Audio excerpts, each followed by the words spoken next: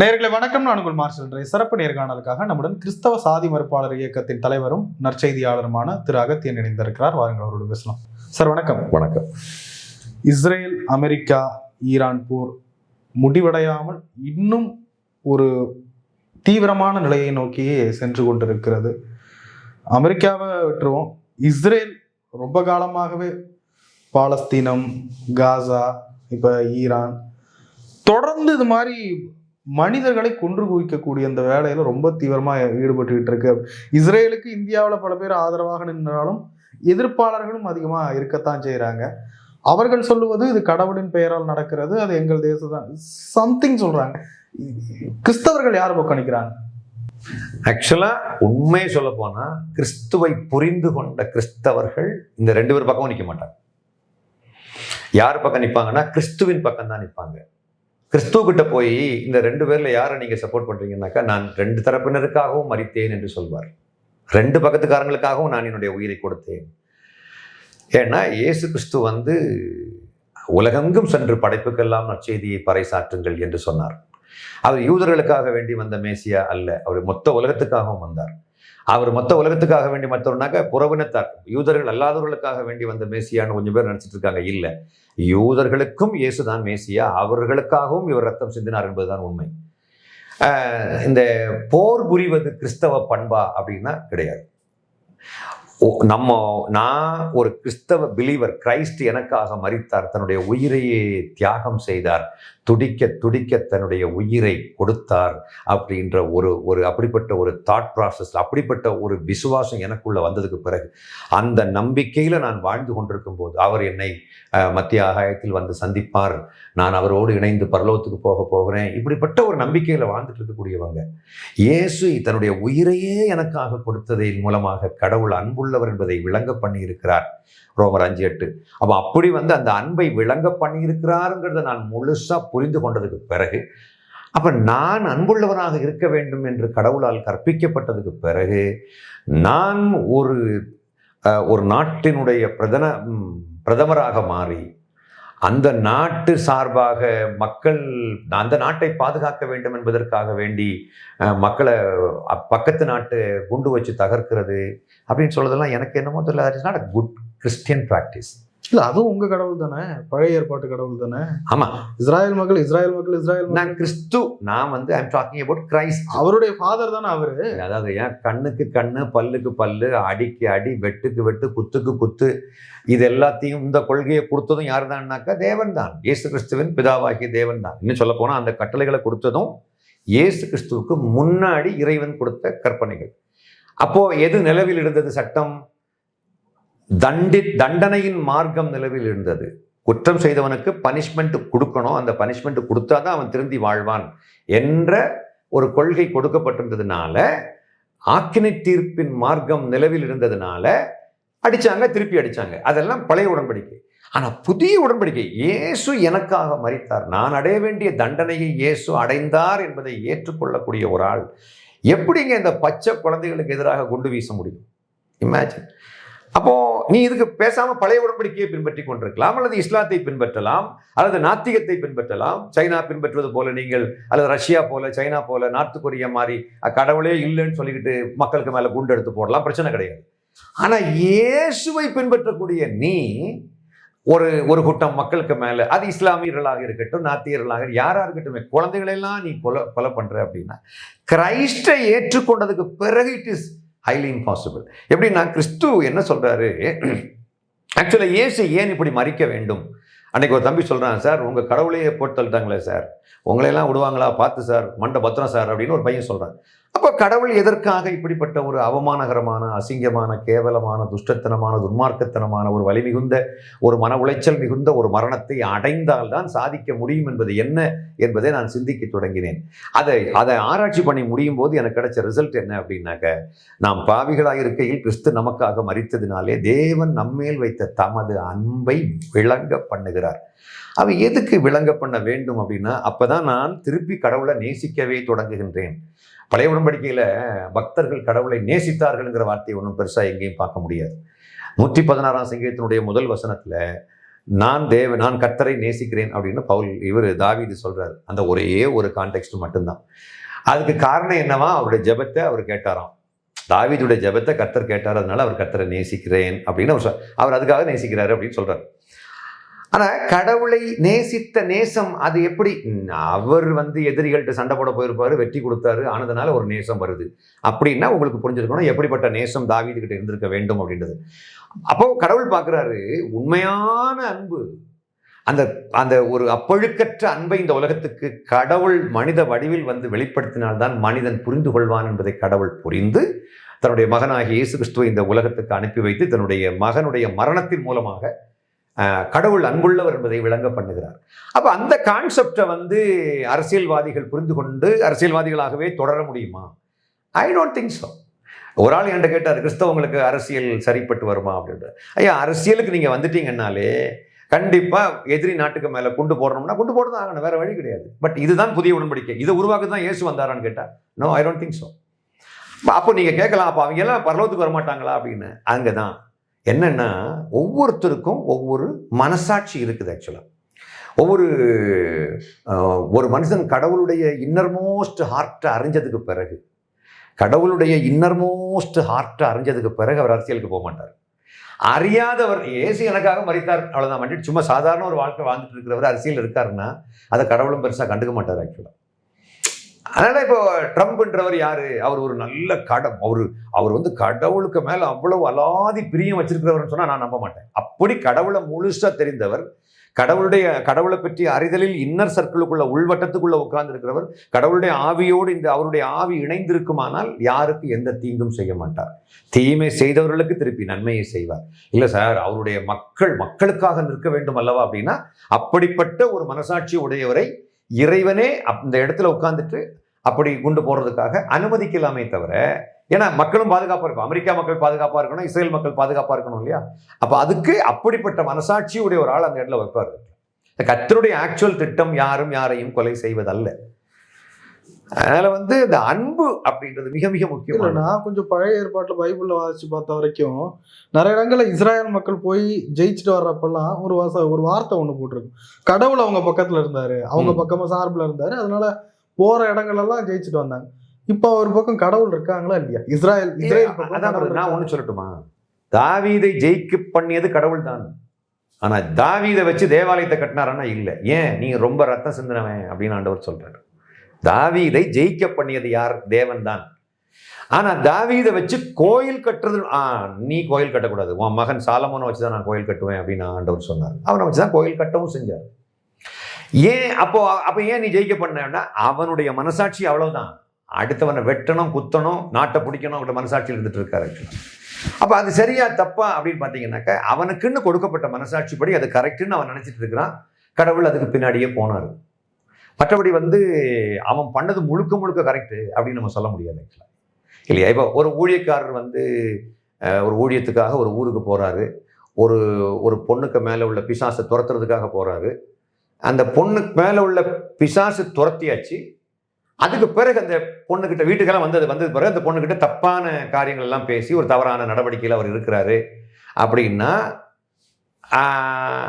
தவறு செய்யும் போது அதுக்கு பிறகும் போறாரு, நோய் சுகமாகலாம், இதெல்லாம் கடவுள் பார்த்துட்டு தான் இருக்கிறாரு. அதனால அவர் பண்றது எல்லாம் கரெக்டா பண்றாரு அப்படின்னு கடவுள் நிச்சயமாக எடுத்துக்க முடியாது.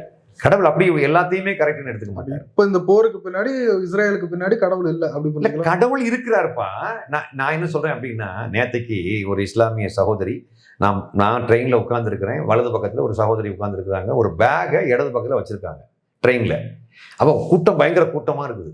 அப்போ ஒரு ஆள் சொல்றாருமா, அந்த பேக் எடுமா, அந்த பையன் உட்காரட்டும் அப்படின்னு சொன்ன உடனே, இல்லை அந்த பேக்ல குரான் இருக்குது, நான் எடுக்க முடியாது அப்படின்னு சொல்றாங்க. அப்ப நான் சொன்னேன், குரான் இருக்குதுன்னா அது ஏமா? இல்லை டோன்ட் புல்லி மீ அப்படின்றாங்க. அது என்னம்மா புல்லி மீ? குரான் இப்ப நான் பைபிள் கையில வச்சிருந்தேன்னா, நான் ஒரு கிறிஸ்டியன் ஆனால் நான் பைபிளை நான் ஏன் மடியில வைக்கக்கூடாது? அது மாதிரி நீ உன்னுடைய குரானை மடியில வச்சுக்க அப்படின்னு சொன்னேன். இல்லை குரான். அப்போ இது எதை குறிக்கிறது அப்படின்னா, அவங்களுக்கு குரானுக்கு உள்ள வசனம் தெரியுமா அப்படின்னு கேட்டா தெரியாது. குரானுக்குள்ள உள்ள வசனம் தெரியுமான்னு கேட்டால் தெரியாது. ஆனால் அந்த புஸ்தகத்துக்கு அவ்வளோ மதிப்பு கொடுக்குறாங்க. எப்படி கிறிஸ்டியன்ஸ் ரொம்ப பேர் அந்த கிறிஸ்டியன்ஸ் கிட்ட போய், இப்போ மெஜாரிட்டி கிறிஸ்டியன்ஸ் கிட்ட போய் நம்ம ஒன்றும் வேண்டாம், எங்கள் நாகர்கோவில், திருநெல்வேலி, தூத்துக்குடி உட்பட எல்லா இடத்துலையும் உள்ள சிஎஸ்ஐ விசுவாசிகள்கிட்ட போய் இயேசுநாதர் கடவுள் கிடையாது அப்படின்னு யாராவது சொன்னாங்கன்னாக்கா அந்த மக்கள் ஒத்துக்கவே மாட்டாங்க. ஆனால் அதே ஆள் ஒரு கேள்வி கேட்குறாரு, இயேசுநாதர் கடவுளுங்கிற வசனம் பைபிளில் எங்கே இருக்குது அப்படின்னு காட்டுங்கன்னு சொன்னால் தெரியவும் செய்யாது. இந்த மாதிரி தான் மக்கள் இருக்காங்க. ஆனாலும் அவனையும் கடவுளுக்கு பாதுகாக்கிறார். அவன் பண்ணுறதெல்லாம் கரெக்டுன்னு கடவுள் சொல்ல வரல, அவனை பாதுகாக்கிறார். அதே மாதிரி தான் இப்போ முஸ்லீம்களை பாதுகாக்கிறது யாரு? கடவுள் தான். குரான் இந்த இந்த அநீதிக்கு கடவுள் துணை போவாரா? இப்ப யூதர்கள் கடவுள் அநீதிக்கு துணை நிற்கிறார் அப்படி சொல்ல முடியாது. ரெண்டு விதமான பிளெஸிங் இஸ்ரேல் கிட்ட. யூதர்கள் அப்ப இஸ்ரேல் கொண்டு குவிக்கிறது தப்புன்றதை நீங்களே ஒத்துப்பீங்க? கண்டிப்பா அதுமே தவறு. கண்டிப்பா அதற்கு கடவுள் துணை நிற்பாரா? அவனுக்கு வலு கொடுப்பாரா? அதான் சொல்றேன், அதுக்கு ஒரு காரணம் இருக்குது. வலு கொடுப்பாரு கொடுக்க மாட்டாருங்கிறதுக்கு அந்த பக்கத்துல அவங்க அப்பங்காரன் கீழ்ப்படிஞ்சாருங்கிற ஒரு காரணத்துக்காக வேண்டி கடவுள் நீதி உள்ள கடவுள். ஆக்சுவலா என்றைக்கோ மக்களை நல்லவங்களை தேடும் போது ஒரு மனுஷன் தனக்கு முழுசா கீழ்ப்படிந்த ஒற்றை காரணத்துக்காக அந்த மக்களை வச்சு இன்னைக்கும் கடவுள் குப்பை கொட்டிட்டு இருக்காரு. யாரை வச்சு? இந்த இஸ்ரேல் மக்களை. ஏன்? அந்த மனுஷன் கீழ்ப்படிஞ்சாங்கிறதுக்காக வேண்டி. நானால கூட அப்படித்தானே இருப்பேன். இல்ல எனக்கு புரிஞ்சாலும் என்ன ஒரு கேள்வி கேட்கிறேன், நுணுக்கமா கேட்கிறேன். அந்த உடன்படிக்கையை ஒழிச்சிட்டு தானே கிரைஸ்ட் வந்தாரு? இல்ல அந்த உடன்படிக்கை நான் ஒன்று ராஜா ஒழிக்கிறதுக்கு ஒழிச்சிட்டு புது உடன்படிக்கை கொடுத்துதானே கிரைஸ்ட் வந்தாரு. புது உடன்படிக்கை கொடுத்தது உண்மை. அதனால கடவுள் இஸ்ரவேல் மக்களை மறந்துடுவாரு அப்படி சொல்ல முடியாது. ஒழிச்சிட்டாரு பிரதர். இல்ல அது இல்ல நான் பைபிள் படிச்ச வரைக்கும் எனக்கு தெரியுது. என்ன பொறுத்தவரையில ஒழிச்சிட்டாரு. மிக்ஸி வந்ததுனால அம்மி ஒழிந்து விட்டதுன்னு சொன்ன மாதிரி இருக்குது. இயேசு ஒழிக்க வரல. மத்தேயு 5ஆம் அதிகாரத்தினுடைய 17வது வசனத்துல நான் நியாயப்பிரமாணத்தை ஒழிக்க வந்தேன் என்று நினையாதீர்கள், நான் ஒழிக்க வரவில்லை, அதை நிறைவேற்ற வந்தேன்னு போட்டிருக்கு. ஆனா எபேசியர் 2ஆம் அதிகாரத்தினுடைய 15வது வசனத்துல அவர் சட்டத்திட்டங்களாகிய நியாயப்பிரமாணத்தை தம்முடைய மாம்சத்தினாலே ஒழித்து அப்படின்னு போட்டிருக்கு. அப்போ அங்க ஒழித்தாரா இல்லை நிறைவேற்றினாரா அப்படின்னாக்க அவர் நிறைவேற்றினார். நிறைவேறும் போது ஒழிந்தது. 5ஆம் அதிகாரத்தினுடைய அர்த்தம் என்ன? கம்ப்ளீட் ஆயிடுச்சு, முடிஞ்சு போச்சு, இனி அதுக்கு வேல்யூ இல்லை. இல்ல இல்ல இல்ல அதான் சொல்றேன்பா. நான் அம்மியை அகற்ற, ஒரு ஆள் சொல்றாரு, மிக்சி விற்க வந்தவர் சொல்றாரு, நான் அம்மியை அகற்ற வரவில்லை, மிக்சியை விற்க வந்தேன். நீங்க மிக்சியை வாங்கினீங்கிறதுக்காக வேண்டி உங்க வீட்டில் கிடக்கூடிய அம்மியை நீங்க உடனே தூக்கி தூர போட்டு தான் ஆகணும்னு மிக்சிக்காரன் சொல்ல முடியாது. ஆனா நாம் அம்மி வேண்டாம். இப்ப புதுசா ஒரு வீட்டுக்கு போனோம்னா கண்டிப்பா நம்ம அம்மி வாங்க மாட்டோம். அதே மாதிரிதான் நிறைவானது வரும் பொழுது குறைவானது ஒழிந்து போகுமே தவிர குறைவானதை இயேசு ஒழித்தார் அப்படின்னு சொல்ல முடியாது. ஆக்சுவலா இப்ப இயேசு ஒழிக்க வரவில்லை, நியாயப்பிரமாணத்தை ஒழிக்க வரவில்லை. ஏன்னா ரோமர் 7ஆம் அதிகாரத்தினுடைய 10, 12, 14, 16 இந்த 3 வருஷத்தின்படி நியாயப்பிரமாணம் பரிசுத்தம் உள்ளது, நீதி உள்ளது, நல்லது, பிரயோஜனமானது, இப்படி எல்லாம் அவர் போய் சொல்றாரு. நியாயப்பிரமாணத்தை ஒழுங்கா கடைபிடித்தா அது நல்லதுன்னு 1 தீமோத்தேயு 1ஆம் அதிகாரம் 8ஆம் வசனம் சொல்றது. நியாயப்பிரமாணம் நீ விருத்த சேதனத்தை பண்ணி நியாயப்பிரமாணத்தை ஒழுங்கா கடைபிடிச்சா விருத்த சேதனமே பிரயோஜனமானது அப்படின்னு ரோமருக்கு பவுல் சொல்றாரு 2ஆம் அதிகாரத்துடைய 25வது வசனம். அப்போ இப்ப நீங்க நியாயப்பிரமாணத்தை ஒழுங்கா கடைபிடிச்சா நல்லதுன்னு புதிய உடன்படிக்கையில அவர் பேசிட்டு இருக்கிறாரு. நியாயப்பிரமாணத்தை ஒழுங்கா கரெக்டா கடைபிடிச்சா உங்களுக்கு நீதி உண்டாகும் அப்படின்னு பவுல் சொல்றாரு ரோமர் 10:5. இப்ப நான் என்ன எப்படி புரிஞ்சுக்கலாம்னா, இப்போ காட் டபுள் ஸ்டாண்ட்ல இருக்காரு. அப்படி இல்லை. ஒரு மனுஷன் ஒரு சட்டத்தை கொடுக்குறாரு. அந்த சட்டத்தை இப்ப நான் ஒரு விஷயம் நான் சொல்றேன் தம்பி. மோசே வரைக்கும் நிலவில் இருந்த சட்டம் என்ன? இஸ்ரவேலில் மனசாட்சி சட்டம். ஆபிரகாம் கிட்ட பேசினாரு, ஈசா கிட்ட பேசினாரு, யாக்கோப் கிட்ட பேசினாரு. அவங்களுக்கு தெரிஞ்சவங்களுக்குலாம் கொஞ்சம் விட்டு அவங்க பேசியிருப்பாங்க, அவ்வளவுதானே தவிர எதுவும் எழுதப்படவில்லை. அப்போ மக்களுக்கு மனசாட்சிப்படி எல்லாம் மக்கள் வாழ்ந்துட்டு இருந்தாங்கன்னு வச்சுக்கிடோமே. அப்போ இந்த மனசாட்சிப்படி வாழ்ந்துட்டா என்னது? கடவுளுடைய சத்தத்தை கேட்டு சித்தம் செய்ய ஒப்பு கொடுத்தார்கள். கடவுள் சொன்னா அப்படியே மக்கள் கீழ்ப்படிவாங்க. அந்த வாழ்க்கையை தான் கடவுள் இன்னைக்கு நம்மகிட்ட எதிர்பார்க்கிறாரு. இந்த புக்கே தேவை கிடையாது, கடவுளா பேசுவாரு, நம்ம அப்படியே கீழ்ப்படியணும். அவர் பேசும்போதெல்லாம் கீழ்ப்படிவோம். ஆனால் புத்தகமே தேவை கிடையாது, நியாயப்பிரமாணமே நமக்கு தேவை கிடையாது. இந்த நியாயப்பிரமாணம் எதுக்காக கொடுக்கப்பட்டது? யாரும் யாருக்கும் தீங்கு இழைக்கக்கூடாது என்பதற்காக கொடுக்கப்பட்டது. யாரும் யாருக்கும், அதான் நியாயப்பிரமாணம் கொடுக்கப்பட்டதுடைய ஆக்சுவல் நோக்கம் என்ன? யாரும் யாருக்கும் தீங்கு இழைக்கக்கூடாது, அநியாயம் செய்யக்கூடாது என்பதற்காக கொடுக்கப்பட்டது. இது எப்பொழுது சாதிக்கப்பட்டது அப்படின்னா அன்பின் மூலமாக சாதிக்கப்பட்டது. உங்களுக்குள்ள அன்பு அப்படின்ற ஒரு பவர், ஒரு சூப்பர் நேச்சுரல் பவர் உள்ள வருது. அன்பு செய்யக்கூடிய வலிமை உங்களுக்குள்ள வந்ததுக்கு பிறகு அப்புறம் சட்டமே உங்களுக்கு தேவை கிடையாது. That's what the Bible chase. அன்பு நியாயப்பிரமாணத்தின் நிறைவேறுதலாக இருக்கிறது. ஆகவே அன்பே அன்பு பிறருக்கு தீங்கு செய்யாது. ஆகவே அன்பு நியாயப்பிரமாணத்தின் நிறைவேறுதலாக இருக்கிறது அப்படின்னு ரோமர் 13:10 சொல்லுது. எத்தனை சட்டம் கொடுத்தாலும் அந்த சட்டத்தை எல்லாம் தூக்கி சாப்பிடுற வலிமை எதற்கு இருக்குதுன்னா அன்புக்கு இருக்குது. உங்களுக்குள்ள அன்பு வந்ததுக்கு பிறகு நீங்க யாருக்கும் தப்பு செய்ய நினைச்சா கூட தப்பு செய்ய முடியாது. நீங்க உங்களுக்குள்ள நிஜமான அன்பு வந்ததுக்கு பிறகு திருட நினைச்சா கூட நீங்க திருட முடியாது. ஏன் தெரியுமா? அன்பு தடுக்கும். அந்த வலிமையை கடவுள் நம்ம கொடுக்கறதுக்காக சிலுவைக்கு போனாரு. அந்த மேட்டு கிறிஸ்டியன்ஸுக்கு தெரியாது. கிறிஸ்டியன்ஸுக்கு அந்த விஷயம் தெரிஞ்சு போச்சுன்னா இவங்களுக்குள்ள இவ்வளவு டிவிஷன்ஸ், சாதி பிரச்சனைகள், இவ்வளவு டிஸ்கிரிமினேஷன்ஸ் எல்லாம் சர்ச்சுக்குள்ள இருக்காது. இப்போ எங்க ஊர்ல திருநெல்வேலியில போய் பார்த்தீங்கன்னாக்கா ஒரே ஊர்ல 2 சபை இருக்குது. ஒன்று நாடாருக்குரியது, இன்னொன்று நாடார் அல்லாதவர்களுக்குரியது. அன்பு இருக்குன்னாங்க இவங்க இப்படி எல்லாம் பிரிஞ்சு கிடப்பாங்களா என்ன? இதுல என்ன கன்றாவின்னா 2 சபையிலையும் பாட்டும் வேற பாடுறாங்க. அன்பே பிரதானம் சகோதர அன்பே பிரதானம், இந்த பாட்டு பாடுவாங்க. 2 சபையிலையும் பாடுவாங்க. ஆனாலும் இந்த 2 சபைக்கு கூடயும் கடவுள் இருக்காரு. இவங்க இப்படியெல்லாம் தப்பு பண்ணாலும் அங்கேயும் கடவுள் இருக்கு தான் செய்கிறார். கடவுள் விட்டுட்டு போயிட்டார் அப்படி இல்லை. நிறைவானது வருவது வரைக்கும் கடவுள் போராடிட்டே இருக்கார் அந்த மக்கள் கிட்ட. மக்கள் தப்பு பண்ணாலும், இப்ப நீ ஒரு தப்பு பண்ண உடனே கடவுள் உன்னை விட்டு ஓடிடுவார் அப்படிலாம் கிடையாது. அதே மாதிரி தான் இஸ்ரேல் மக்களுக்கு அடிக்கணும், வெட்டணும், அவனை முஸ்லீம்களை கொலை பண்ணணும் அப்படின்ற மாதிரிப்பட்ட திட்டங்கள் எல்லாத்திலிருந்தும் வெளியே கொண்டு வரணும்னு தான் கர்த்தர் விரும்புறாரு. அதுக்கு ஒரே ஒரு வழி ஜீசஸ் மட்டும்தான். நமக்காக உசுரை கொடுத்த அந்த ஜீசஸ் கிரைஸ்ட் தான் சொல்றாரு, தீமை செய்தவனுக்கு நன்மையை திருப்பி செய், நான் உன்னை நேசித்தது போல நீ பிறரை நேசி. தன்னுடைய நண்பனுக்காக உயிரை கொடுக்கறதுல மேலான அன்பு எதுவும் கிடையாது அப்படின்னா இந்த கொள்கைகளை கிறிஸ்துவும் அவருடைய திருத்தூதர்களாகிய பவுல், பேதுரு, யாக்கோபு உட்பட்ட மக்கள் எல்லாம் பேசுறாங்க. ஆக்சுவலா அவங்களுடைய கொள்கைகளை நம்ம படிக்க தான் கடவுள் அன்பை கொண்டு வர்றாரு புதிய உடன்படிக்கையில அப்படின்னு புரிஞ்சுக்கிறோம். ஸோ புதிய உடன்படிக்கையை ஒரு ஆளு பின்பற்றி தொடங்கலைன்னா அவன் அடிக்கத்தான் செய்வான், வெட்டத்தான் செய்வான், குத்தத்தான் செய்வான், பழி வாங்கத்தான் செய்வான். இன்னா செய்தாரை ஒருத்தல் அவர் நாண நன்னயம் செய்து விடல் அப்படின்னு தமிழ் பண்பாடு. இன்னா செய்தாரை ஒருத்தல் அவர் நாண நன்னயம் செய்து விடல் அப்படின்ற பண்பாடை போய் இன்னைக்கு தமிழ் தேசியம் பேசுறவங்கள்ட்ட பேச முடியுமா? இப்ப தமிழ் தேசியம் பேசுறாங்க, தமிழ் தமிழன்டா அப்படிலாம் பயங்கரமா நான் தமிழன் சொல்ல முடியும். அவங்கள்ட்ட போய் இன்னா செய்தாரை ஒருத்தல் அவர் நாண நன்னயம் செய்து விடல் என்று தமிழ் தேசியம் பேசக்கூடியவங்க யாராவது கடைபிடிக்கிறீங்களான்னு கேட்டாங்க இல்லை. ஏன்? தமிழ் தேசியத்தினுடைய பெருந்தலைவர், அந்த கட்சியினுடைய தலைவரே என்ன சொல்கிறார்? தலைமை ஒருங்கிணைப்பாளர் சொல்றாரு, அவன் அடிச்சான்னா நான் திருப்பி அடிக்கத்தான் செய்வேன் அப்படின்னு தமிழ் தேசியத்தினுடைய மிக பெரும் தலைவர் சொல்லிட்டு இருக்காருனாக்கா இவர் தமிழ் தேசியவாதியா, தமிழ் தேசியத்தை புரிந்து கொண்டவரா, தமிழத்தை புரிந்து கொண்டவரான்னு கேட்டா இல்லை. அந்த மாதிரி பேசி ஒரு கூட்டம் மக்களை ஒன்று சேர்த்து ஆட்சியை பிடிக்கணும்னு முயற்சி பண்ணிட்டு இருக்காங்க ஆக்சுவலா.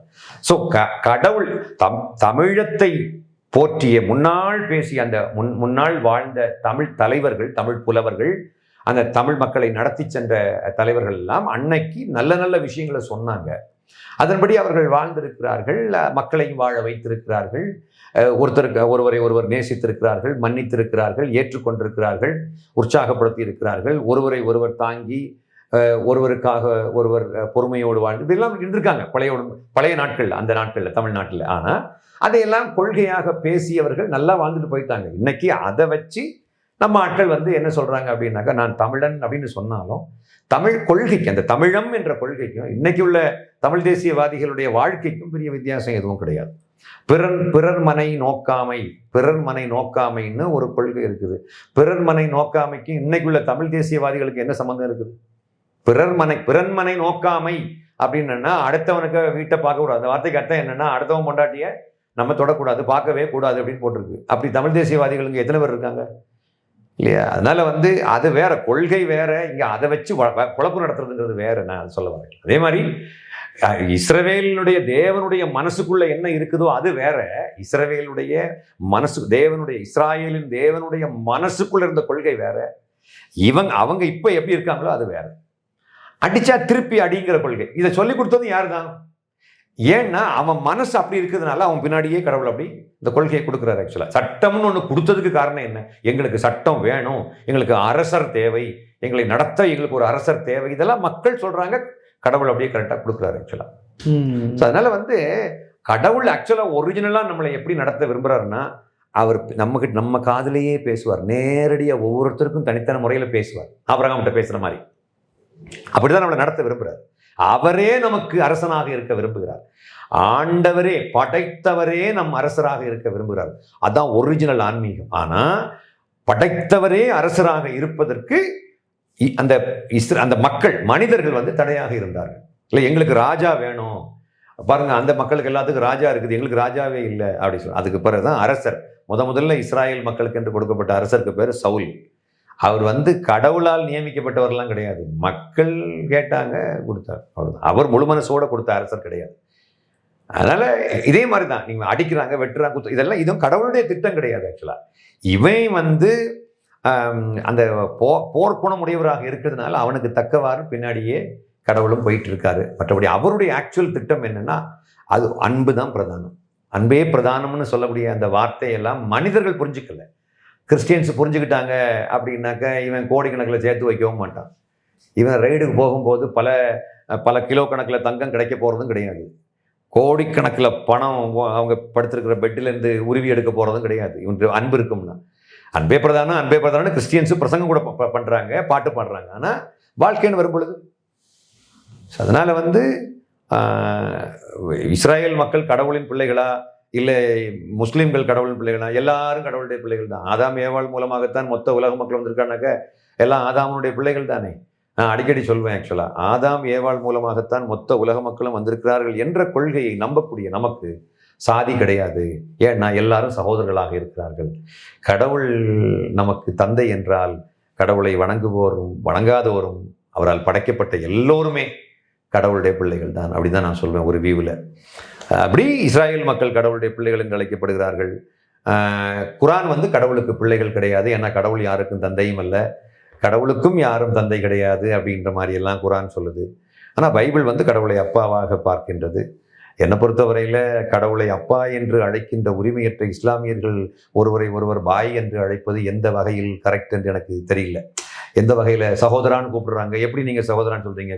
கடவுள் உங்களுக்கு அப்பாவா அப்படின்னு கேட்டாக்க அது ஒரு கேள்விக்குறி இல்லையா? நிறைய விஷயங்கள் பகிர்ந்து கொண்டு ரொம்ப நன்றி. தேங்க்யூ.